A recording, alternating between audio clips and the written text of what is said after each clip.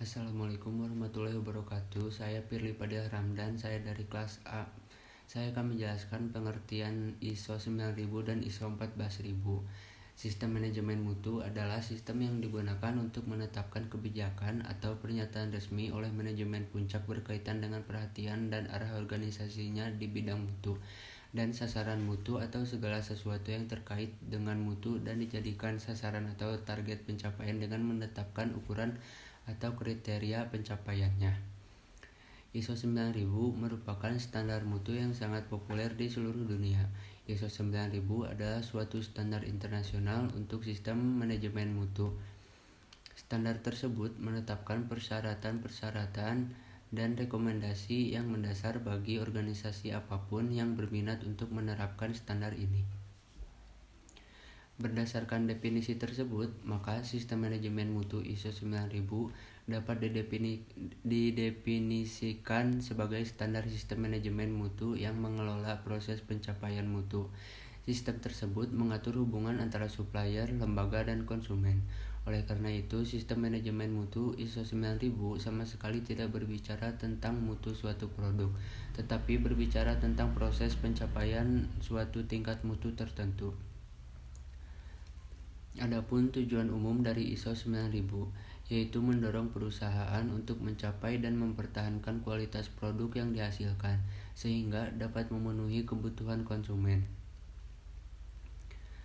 Yang kedua, meyakinkan pihak manajemen bahwa perusahaan sudah mencapai mutu yang ditargetkan dan berhasil mempertahankannya. Yang ketiga, mendorong perusahaan untuk meyakinkan konsumen bahwa produk yang dijual telah mencapai standar mutu. Yang keempat, perusahaan harus memberikan jaminan kualitas dalam konteks kontraktual dengan pihak eksternal. Selanjutnya ada seri-seri ISO 9000 yang tergolong ke dalam petunjuk aplikasi manajemen kualitas adalah ISO 9004 beserta bagian-bagiannya sampai tahun 1996 ada beberapa seri ISO 9000. Yang pertama ada ISO 9001 manajemen kualitas dan standar jaminan kualitas petunjuk untuk pemilihan dan penggunaan. Yang kedua ada ISO 9000 kedua, petunjuk untuk aplikasi ISO 901, ISO 9002 dan ISO 9003. Yang ketiga ada ISO 9000 ketiga, petunjuk untuk aplikasi ISO 9001 pada pengembangan, penawaran dan pemeliharaan perangkat lunak atau software. Yang keempat ada ISO 9000 keempat, petunjuk pada keberlangsungan manajemen program. Yang kelima ada ISO 9001, sistem kualitas model untuk jaminan kualitas dalam desain atau pengembangan produksi, instalasi, dan pelayanan. Yang keenam ada ISO 9002, sistem kualitas model untuk jaminan kualitas dalam produksi dan instalasi. Yang ketujuh ada ISO 9003, sistem kualitas model untuk jaminan kualitas dalam inspeksi dan pengujian akhir. Yang kedelapan ada 9004 ke 1, manajemen kualitas dan elemen-elemen sistem kualitas suatu petunjuk. Yang kesembilan ada ISO 9004 ke 2, manajemen kualitas dan elemen-elemen sistem kualitas petunjuk untuk jasa. Yang ke-10 ada ISO 9004 ke 3, petunjuk untuk material yang diproses. Ke-11 ada ISO 9000 ke-4, petunjuk untuk perbaikan kualitas. Yang ke-12 ada ISO 9004 ke-5, petunjuk untuk rencana-rencana kualitas. Yang ke-13 ada ISO 9004 ke-6, petunjuk jaminan kualitas untuk manajemen proyek. Ke-14 ada ISO 9004 ke-7, petunjuk untuk manajemen konfigurasi. Petunjuk yang berkaitan dengan manajemen kualitas dan elemen-elemen sistem kualitas dapat ditemukan dalam seri ISO 9004. Adapun sistem kualitas ISO 9000, ada 7 prinsip manajemen kualitas dalam ISO, yaitu 1.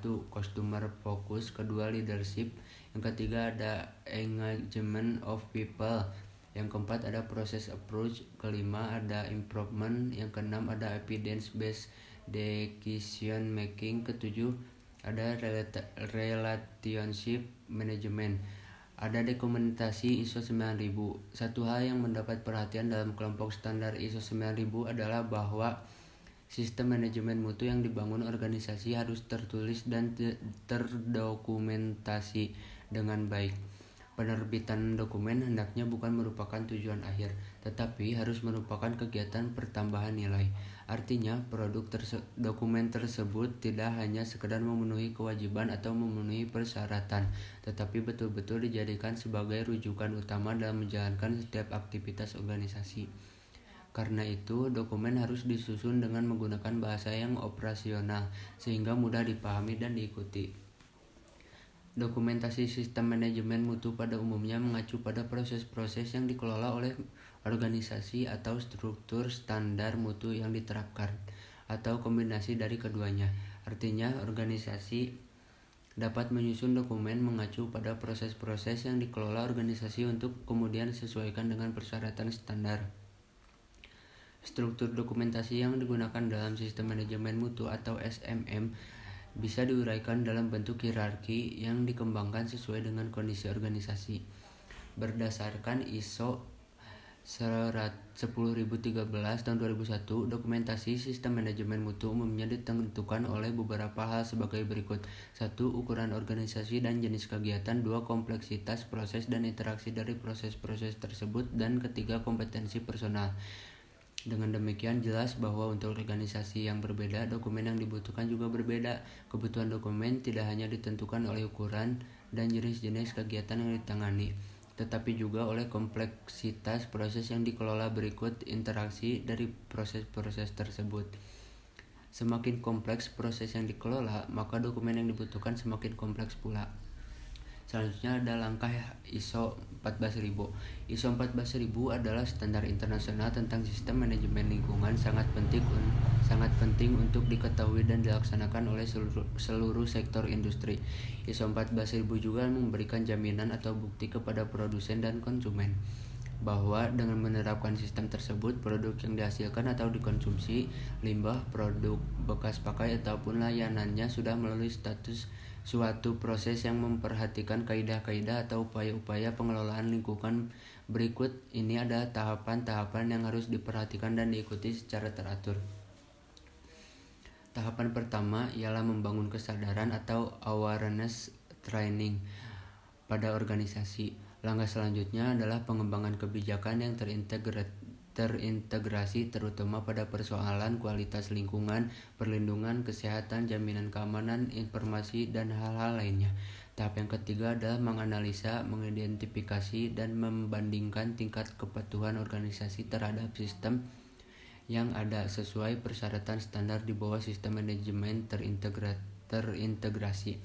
Berikutnya, organisasi harus memiliki dokumentasi tentang proses pemenuhan syarat seperti instruksi pekerjaan, prosedur yang tersistemasi, dan keterkaitan antar setiap aspek organisasi yang sesuai dengan standar. Kelima, dokumentasikan pula pengimplementasian syarat-syarat tersebut pada setiap bidang atau divisi yang ada di organisasi, beserta dengan kegiatannya masing-masing. Sistem audit internal menjadi hal selanjutnya yang perlu disoroti untuk proses implementasi ISO 14001 tahun 2015. Aspek ini sangat penting dan perlu diperkuat, terlebih dalam penerapan tindakan korektif pada setiap dokumen yang sangat penting untuk berbagai pengembangan.